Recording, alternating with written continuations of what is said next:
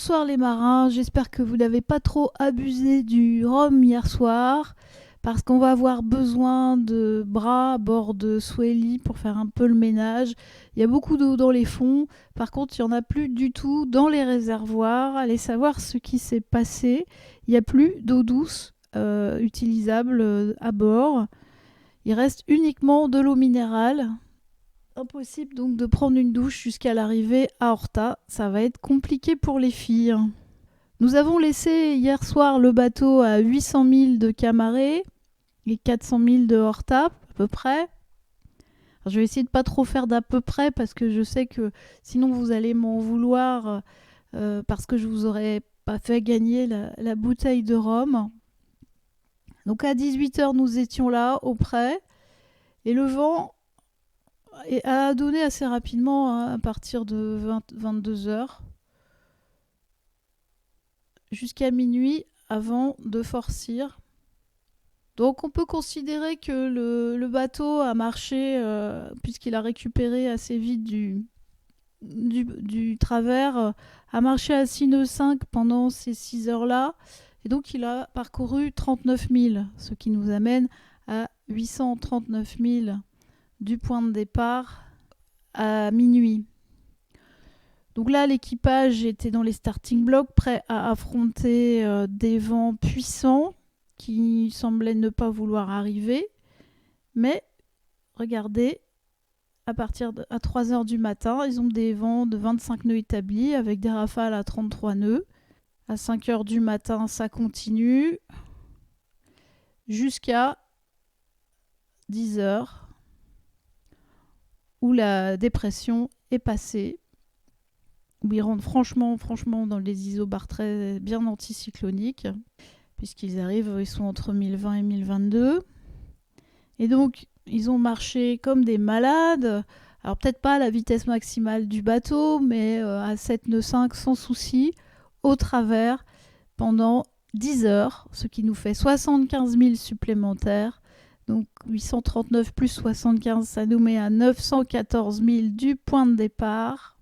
Et le reste du temps jusqu'à ce soir 18h, vous voyez que nous sommes au travers avec un vent qui mollit progressivement et qui se met à refuser un petit peu en fin de période, ce qui fait qu'on va dire qu'il aura ralenti un petit peu d'un nœud à 6 nœuds 5 à 6 nœuds 5 pendant 8 heures, ce qui nous fait 52 000 supplémentaires et ça nous place à 966 000 du point de départ ici. Et donc à 230 000 de Horta. Nous avançons donc ce soir au bon plein après une nuit assez sportive. Même si cette nuit, Swelly n'a pas navigué dans une tempête, l'équipage a quand même fait face à un grand frais. Vous voyez sur l'échelle Beaufort, on avait des vents de 26 nœuds établis avec des rafales à 36 nœuds, donc ça nous situe entre le vent frais et le grand frais, force 6 à 7, avec des vagues de 4 à 5 mètres, c'est ce qui est annoncé en houle. Donc la possibilité de lames déferlantes, donc c'est vraiment bien le grand frais.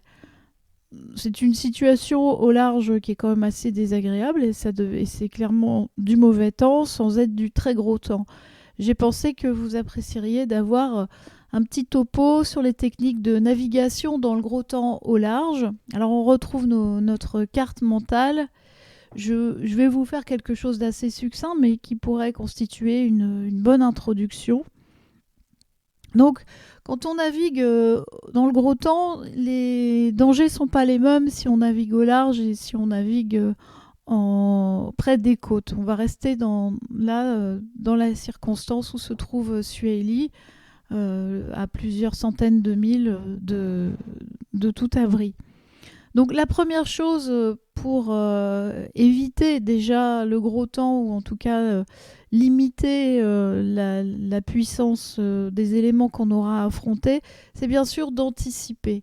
Et quand je parle d'anticiper, c'est surtout de partir au bon moment. Déjà, nous étions partis le mardi plutôt que le lundi pour ne pas partir avec un vent de nord-est qui était quand même très fort.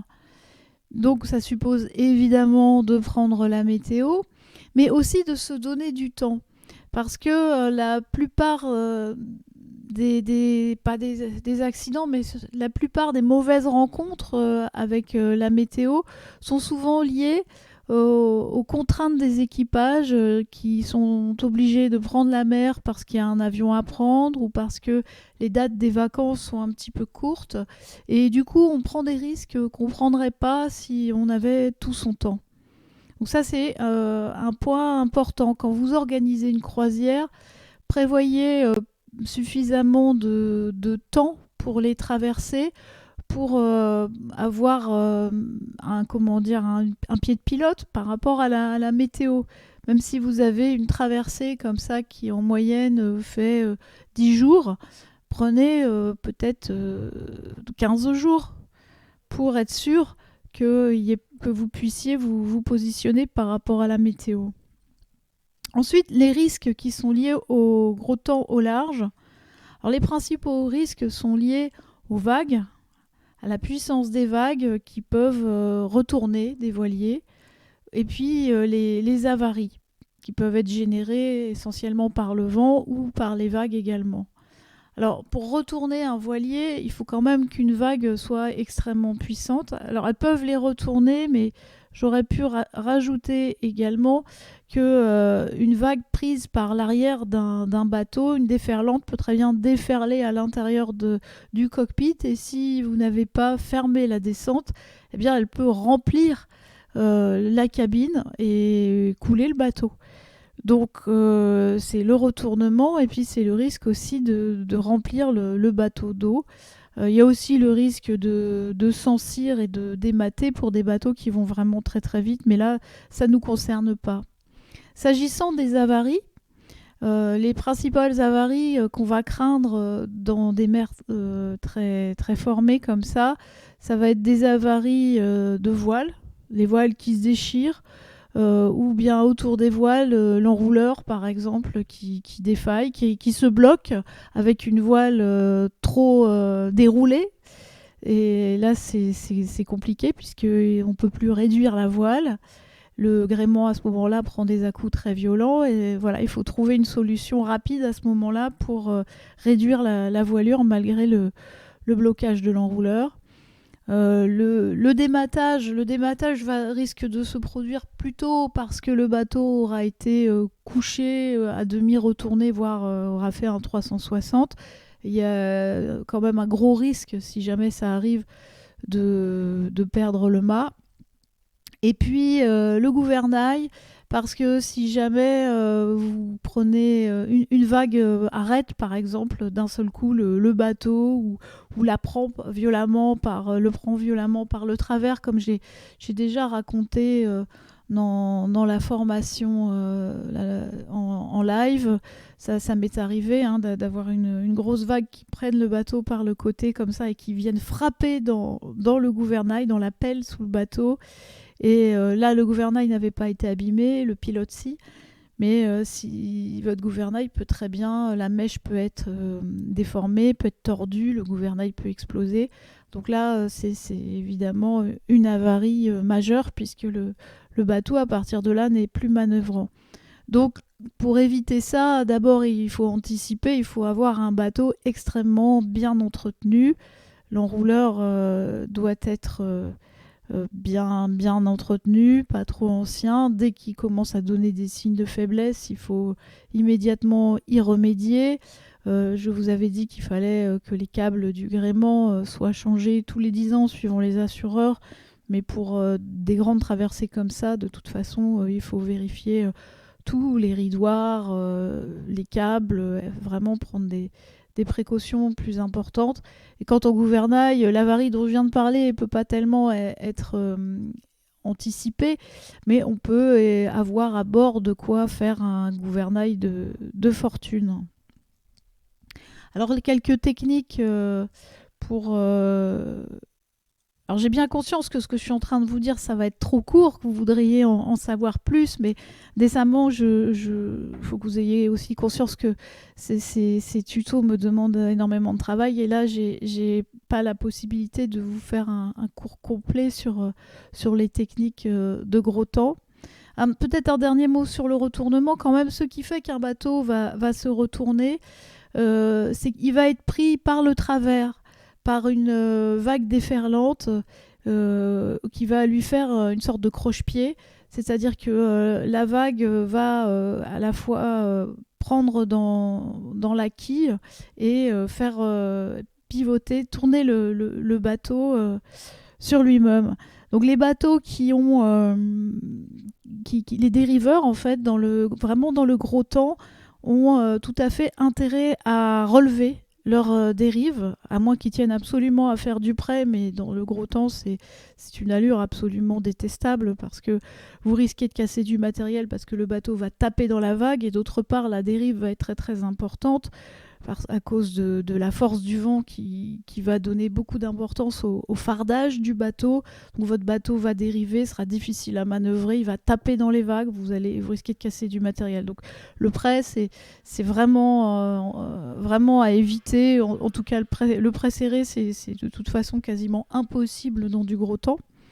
Et donc, si jamais vous naviguez au travers, ou si une vague vous prend par le travers, parce qu'en fait, même si vous naviguez au bon plein, ou si vous naviguez 3/4 arrière, votre bateau va pas être, à cause des vagues, justement, tout le temps 3/4 arrière, ou tout le temps au bon plein, et vous pouvez très bien dévier de votre route. Vous allez très certainement dévier de votre route à cause des vagues.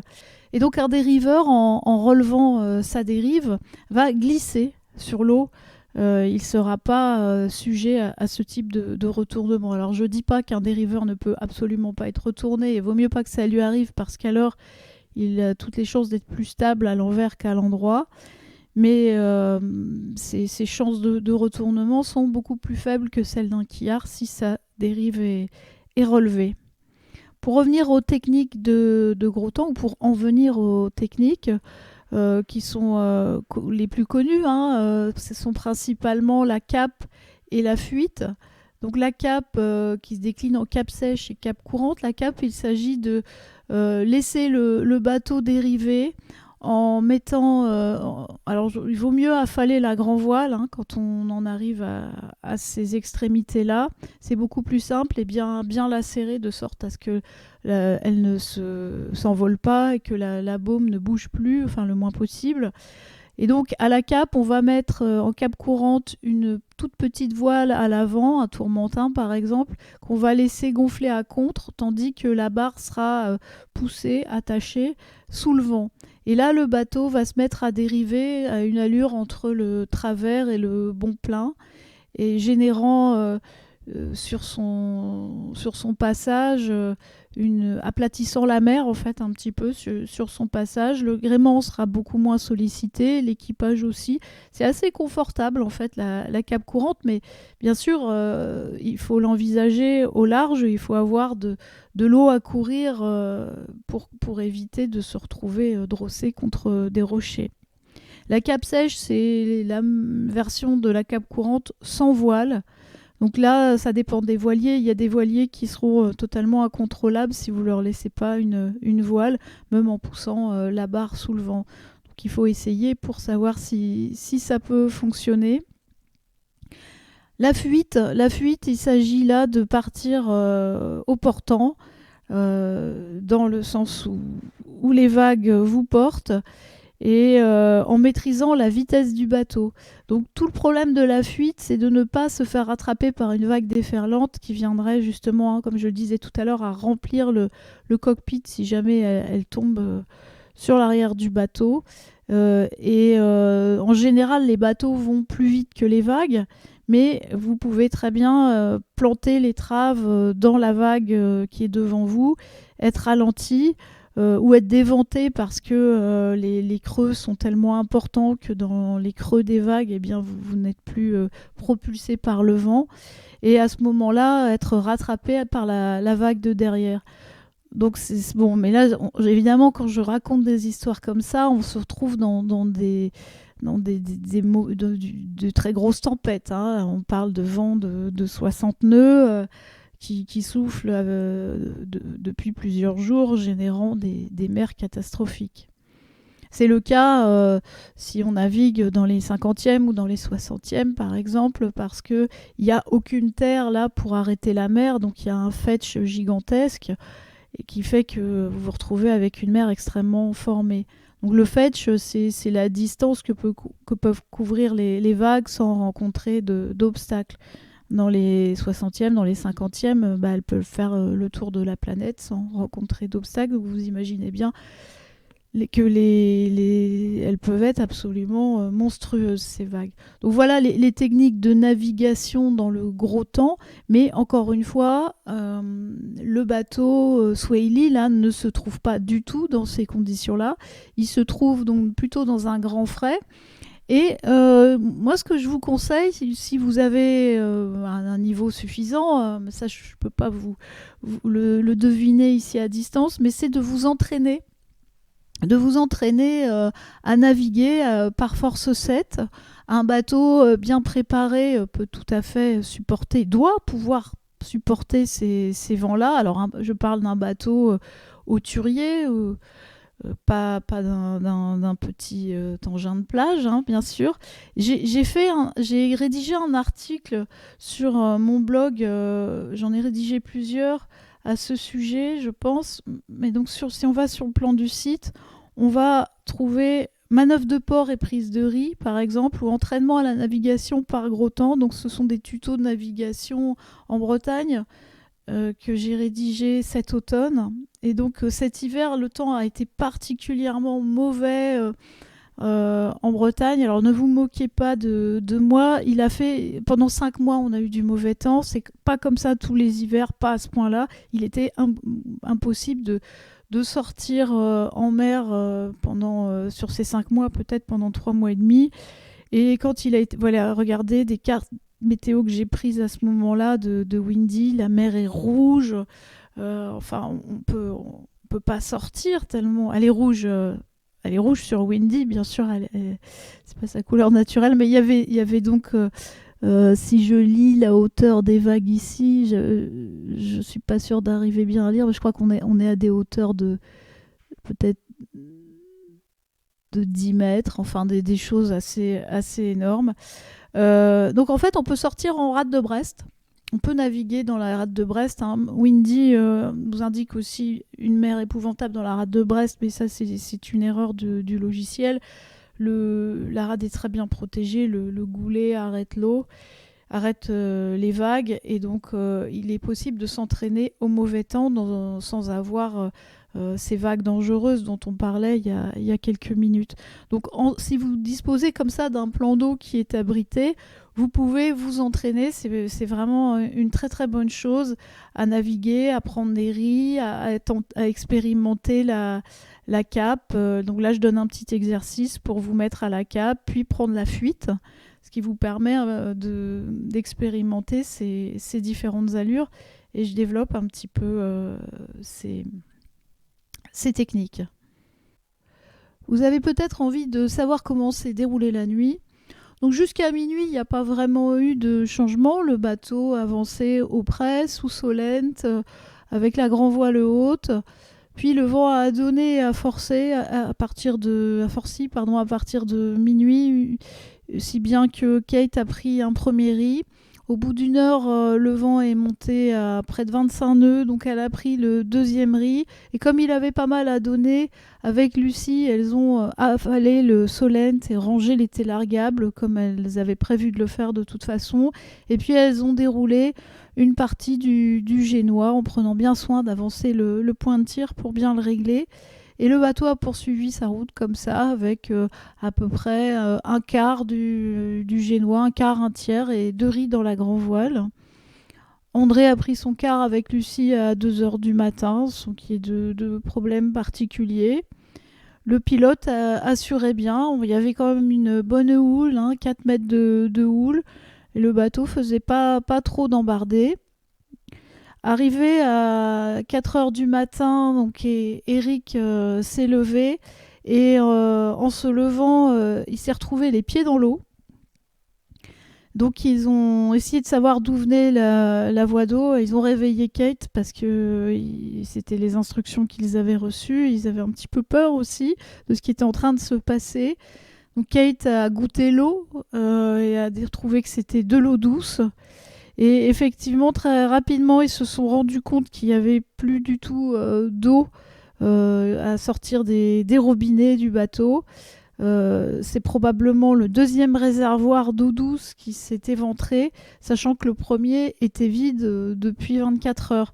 Donc à cette heure-ci, il n'y a plus une seule goutte d'eau douce pour se laver ou faire la cuisine dans les réservoirs. Alors si vous vous souvenez de l'avitaillement, on avait quand même prévu une quantité d'eau minérale assez importante. On avait aussi un bidon à moitié rempli d'eau douce pour la survie, de sorte à ce qu'il flotte. Kate et Lucy sont un petit peu plus déçues parce qu'elles avaient imaginé de prendre un shampoing après la nuit au travers. Elles ont quand même pris pas mal d'embrun dans la figure pendant la nuit.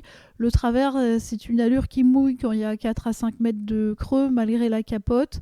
Et donc elles ont les cheveux tout poisseux. Et malheureusement, il n'y a vraiment pas suffisamment d'eau pour envisager une bonne douche. Elles attendront donc l'arrivée à Horta pour se faire belle. Alors j'ai eu une petite surprise pour vous. Sueli n'était pas le seul voilier en mer cette nuit. L'un d'entre nous, un membre de notre très nombreux équipage des tutos de la croisière, Sylvain, a lancé son propre voilier en même temps que Sueli depuis Camaret. Il a pris une option nord pour tenter d'éviter les dépressions. Il a filmé cette nuit sa navigation. Je vous laisse découvrir avec ses commentaires ce qu'il a vécu cette nuit et je vous retrouve tout de suite après. Journal de bord du 19 avril 2020, nous sommes à bord de Line Nuit.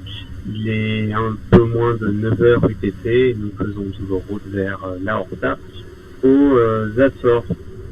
Le GPS nous indique qu'il reste à peu près 500 000 à parcourir, donc on a pris un peu de retard sur ce qui était prévu, mais bon, on n'est pas pressé. Ce retard est dû...